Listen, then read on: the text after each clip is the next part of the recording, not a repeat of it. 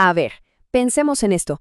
¿Cómo protegemos al cerebro cuando el tiempo, literalmente, corre en nuestra contra? ¿Qué hacemos cuando el órgano más complejo y delicado que tenemos sufre un golpe devastador y cada segundo que pasa es crucial? Esa es la pregunta que vamos a responder hoy. Hola a todos, bienvenidos a Código 24/7, Claridad y Criterio Clínico. Soy el Dr. Nikki y hoy vamos a meternos de lleno en un tema fascinante, uno de los campos de batalla más complejos de la medicina de emergencias y de la terapia intensiva. Así es, vamos a hablar del manejo del paciente neurocrítico con traumatismo cráneoencefálico severo. Y miren, esto no es solo seguir un protocolo. Piénsenlo más bien como una coreografía de altísima precisión, donde la fisiología, la farmacología y las decisiones de segundos se entrelazan para proteger lo más valioso, la función cerebral y, al final del día, el futuro de una persona. Este es nuestro plan de vuelo para hoy. Primero, vamos a dimensionar el desafío que es el TCE. Después, nos vamos a la primera línea de defensa, el clásico ABCDE. Luego, construiremos los cimientos con las medidas generales, para después escalar con las intervenciones de primer y segundo nivel. Y vamos a cerrar con nuestra arma más poderosa, el criterio clínico. ¿Estamos listos? ¡Vamos! Bueno, para empezar, hay que entender bien a qué nos enfrentamos. El traumatismo cráneoencefálico, o TCE, no es una lesión más. Es un evento que tiene el potencial de alterar la mismísima esencia de una persona. Y las cifras, la verdad, son un golpe de realidad.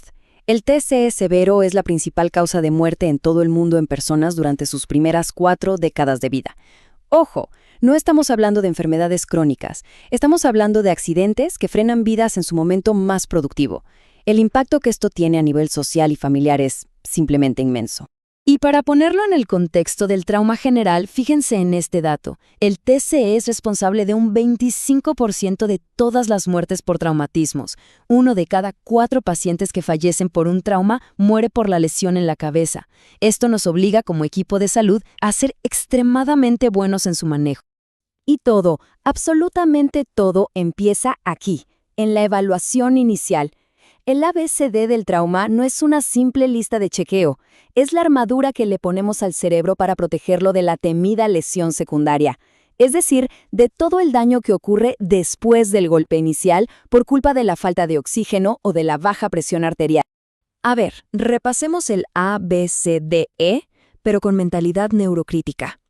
A de vía aérea, porque sin una vía aérea permeable no hay oxígeno para el cerebro, así de simple. B de ventilación, porque la hipoxia es veneno puro para las neuronas que ya están lesionadas. C de circulación, porque un cerebro inflamado no tolera ni por un segundo la hipotensión. D de déficit neurológico, que es nuestro campo de batalla principal. Y E de exposición, buscando siempre otras lesiones que puedan desestabilizar al paciente. Y en la D de déficit, nuestra herramienta de cabecera, nuestro lenguaje universal, es la escala de coma de Glasgow. Fíjense bien, evaluamos 3 cosas: la apertura ocular, la respuesta verbal y la más importante y predictiva de todas, la respuesta motora. La suma nos da un puntaje y aquí el número clave es el 9. Un paciente con un Glasgow menor a 9 tiene un TCE severo y, por definición, es una vía aérea que no puede protegerse a sí misma. ¿Qué significa eso? Intubación inmediata. Muy bien, una vez que hemos estabilizado al paciente, empezamos a construir la base del tratamiento. Estas son las medidas generales, los pilares sobre los que se va a asentar toda la neuroprotección. Y que quede claro, no son opcionales, son la esencia del cuidado neurocrítico. Aquí tenemos los pilares. Son medidas que, a primera vista, parecen básicas, pero su impacto es gigantesco. La cabecera a 30 grados y en línea media. ¿Por qué? Simple física, para facilitar por gravedad el drenaje venoso yugular y así bajar la presión dentro del cráneo. Mantenemos la euvolemia, o sea, un estado de hidratación normal. Y luego los 4 grandes que vamos a desglosar: glucemia, temperatura, sedonalgesia y la profilaxis de convulsiones. Tenemos 2 enemigos metabólicos claros. Primero, la hiperglucemia, que en un cerebro isquémico promueve la acidosis láctica y empeora el edema. La mantenemos a raya entre 80 y 140 miligramos por decilitro. Y segundo, la fiebre. La fiebre es como echarle gasolina al fuego. Por cada grado que sube la temperatura, el metabolismo cerebral aumenta un 10%, disparando el consumo de oxígeno y la presión intracraneal.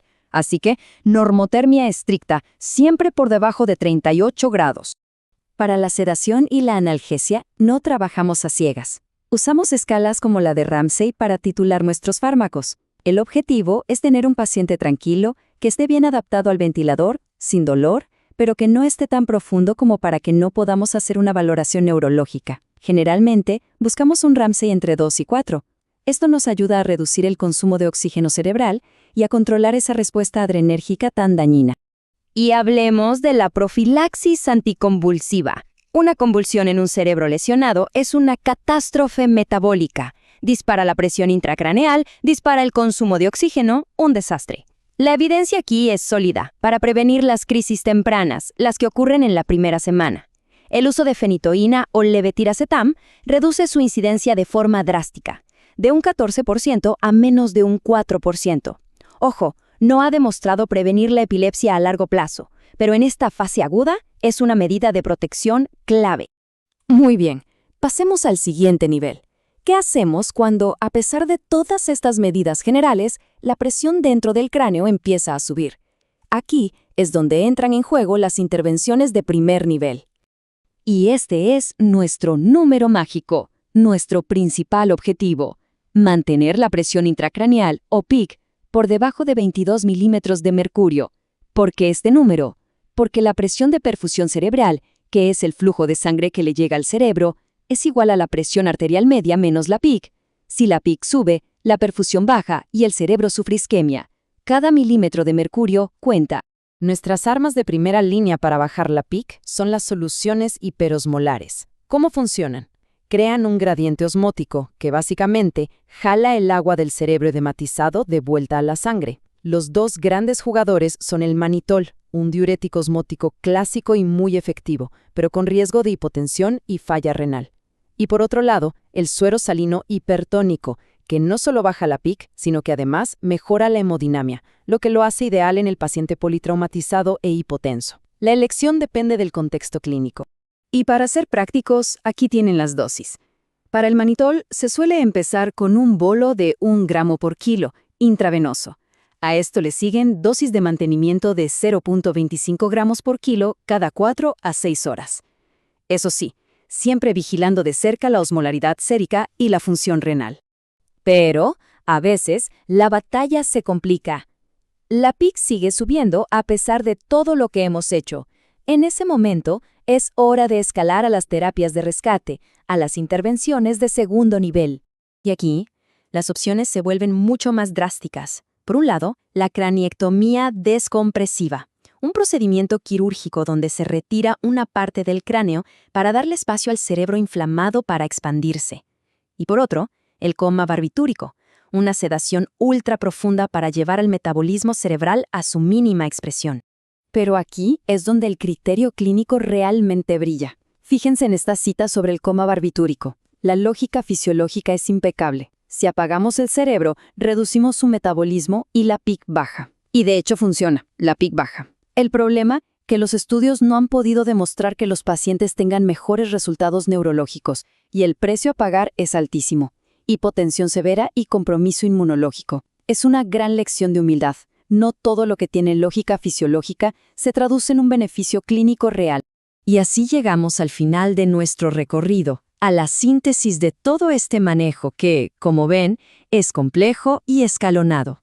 Si se llevan una sola idea de esta charla, que sea esta: la lesión primaria, el impacto, ya ocurrió. Eso es historia. No podemos volver en el tiempo.